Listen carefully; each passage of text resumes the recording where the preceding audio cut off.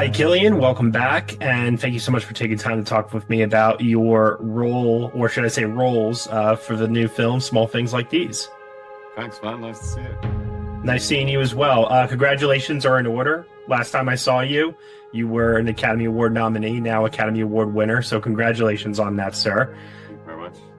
I can imagine that following the success of Oppenheimer last year, there's now this interest in Small Things Like These. It premiered, of course, at Berlin, right in the thick of the tail end of that year's award season.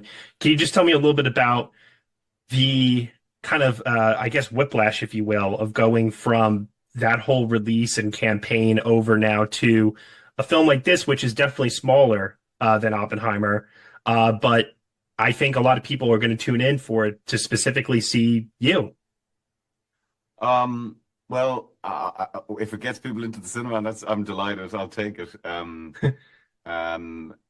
we had the script ready to go before I shot Oppenheimer, and in fact, it was quite serendipitous because it was on Oppenheimer that I pitched the script to Matt Damon and gave him the script, and then he and Ben, produced it for Artist Equity. So it Yeah. was if Oppenheimer hadn't happened, I don't know if the movie would have happened. Um, but for me, like I don't really think about scale or budget when I'm making a Hmm. film. It's really just about the story and the filmmakers. So this one happened to be the one that caught my interest. In fact, I read it during lockdown, so the Yeah. idea was there for a long time. Yeah. Now, I was looking at your credits history, and I said roles at the top here because you're not just the star of this film, but you're also accredited as a producer, which I believe is your first feature film producing credit. You previously had experience, obviously, producing episodes of Peaky Blinders before, and I'm just curious to know from the standpoint of going from producing a television show to producing a small film like this, how was the experience similar, and how is it different? Yeah, I learned a lot on Peaky. It was 3 seasons of that I was a producer on, and I really learned to learn fast on that. You know what I mean? Um, Yeah. but this was different. The thing that I really enjoyed most about it was putting people together. A lot of the people that I'm working with on this film are old friends, old collaborators, and like Tim Nealon, so I worked with on Peaky Blinders, and then Enda, who I've worked with since I first started. I gave me my first ever job in the theater, and Eileen as well, and then Alan Maloney, who produced it with me. We've worked together for like 25 years, so that was really, really exciting, putting all these talented people together. And I love being involved in, the finding the locations, the score, the auditioning, the post production, the all of that stuff. It's the grading. I find it all very stimulating, and you see how all these things contribute to making a film successful or hopefully successful. So it's been fascinating and very rewarding.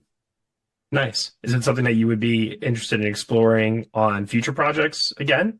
We just did another movie with the company, also with Tim Nealon's. So yeah, we've done one more, and there's more to come. Awesome. Curious to know because in real life you were, I believe, 10 years old or so when at the time of when this film takes place. And I'm curious from the standpoint of Lewis Kerwin, who plays a young version of your character in this movie. Was there any sort of personal connection from how you remember any of these events from that time, or was it something you learned about later in life? Everybody knew that these institutions existed, Hmm. because um,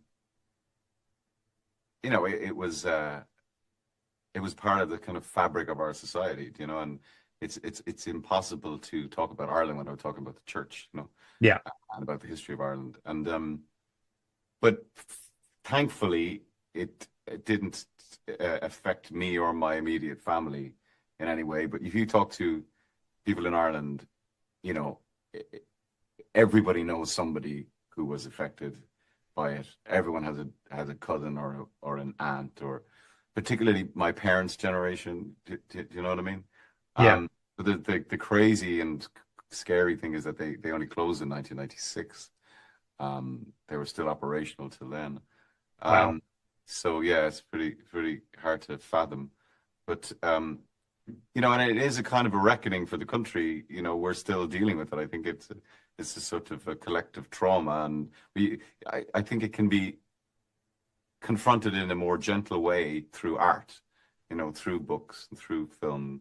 So hopefully, people will be able to look at this, and it's less sort of overwhelming than a government commissioned report or something. That you can look at Sure. this, see it through the lives of real people or ordinary people. Yeah. No, absolutely. I'm curious to know anytime that there's a story that's being told about our history, sometimes people feel that the justification for telling that story is that it's holding a mirror up to today and can teach us something about, say, in this particular film's case, the institutions of today, whether it be the Catholic Church or something else. Do you feel that films like this have to do that, or can they just simply function as, for lack of a better word, a history book, if you will? No, I think the first function they have to have is to be entertaining. I think Okay. that's Yeah. the primary function. Otherwise, it would be go and read a history book. And you have to believe in the characters. You have to be invested in the characters for it to work as a piece of art or a piece of film. I do like or enjoy films that also are sort of thought provoking and do ask questions of the audience, and Hmm. um, does provoke conversation and discussion. And I certainly think the ending of this movie, because we deny the audience the next part of the story, it does mean that people are very, very sort of kind of they have very different opinions. They interpret it in many different ways, and I like when a film does that. Yeah, absolutely. I like it too because ever since I saw the film, it's one of those ones where it's just like lingering with me and it's haunting me, Oh, good. and it's something I just can't quite shake since I saw it. I think it's going to be lingering for quite some time for people because it achieves what you said. It's a thought-provoking piece of cinema, and I'm of the belief that if that's what we should all be striving for in today's day and age of storytelling. Great. Well, we're of the same mind. Good, good. As I come to the end here, I would be remiss if I did not ask you about the development of 28 years later. So long. We've been waiting and dying impatiently for it. I know it's coming. Just can you tease us in any way about what that experience was like? I know it just recently wrapped shooting. All I can tell you is that I am involved. That's all I can say. I'm sorry Okay. to be so cryptic, but listen, man, I was also one of those people who was like every time I would meet Danny or Alex, I would say, "Come on, guys, like Yeah. we should do one," because I watched the film about 5 years ago with my boys, and it really stands up. It really does Yeah, stand up totally. still. And um, and Danny's such a bloody brilliant filmmaker, as is Alex Garland. And I was really happy when they said they were going to do it. Finally. Good.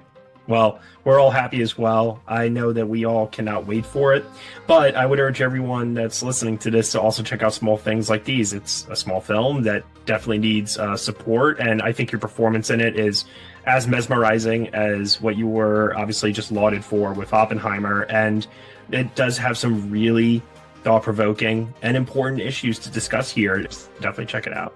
Oh, thanks, Uh, man.